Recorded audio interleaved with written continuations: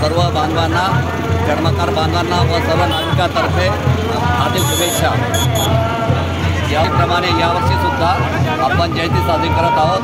त्यानिमित्त भारतीय जनता पार्टीतर्फे आम्ही सर्वांनी एकदा स्वागत करत आहोत। धन्यवाद।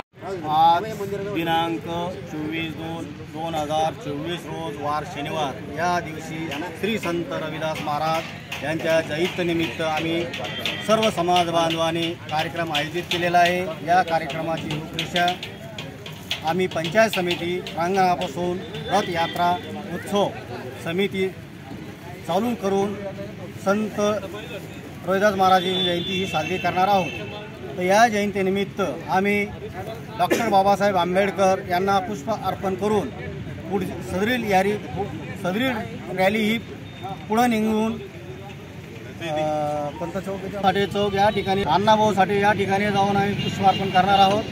तरी सदरील रॅली पुढे जाऊन छत्रपती शिवाजी महाराज यांच्या प्रतिमेस पुष्पहार अर्पण करून आम्ही सदरील रॅली ही कैलास मंगल कार्यालय या ठिकाणी जाऊन विसर्जित करणार आहोत। या ठिकाणी आम्ही संत रविदास महाराज जीवनपाठावर एक व्याख्यान ठेवलेलं आहे। तरी सर्व समाज बांधवांनी व्याख्यान पुरेपूर त्या फायदा घेऊन नंतर स्नेहभोजनाचा कार्यक्रम ठेवलेला आहे। अशा पद्धतीने आमची संत रविदास महाराज जयंती साजरी होणार।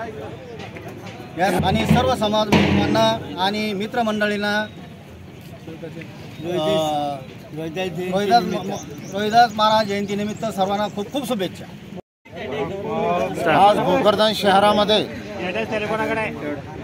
जगद्गुरु संत रविदास महाराज यांची 647वी जयंती आज या भोकरदन तालुक्यामधून भोकरदन शहरामध्ये आम्ही सर्व सखल चर्मकार समाज, बहुभाषिक समाज आणि सर्व जाती धर्माचे लोक या ठिकाणी जयंती आम्ही सगळे मिळून साजरी करणार आहोत। आणि प्रथमच हा योग जुळून आलेला आहे। आज शनिवार आहे आणि संत रविदास महाराजांची ही जयंती पंचायत समिती प्रांगणातून निघून डॉक्टर बाबासाहेब आंबेडकर यांच्या पुतळ्याला हार अर्पण करून पुढे आपले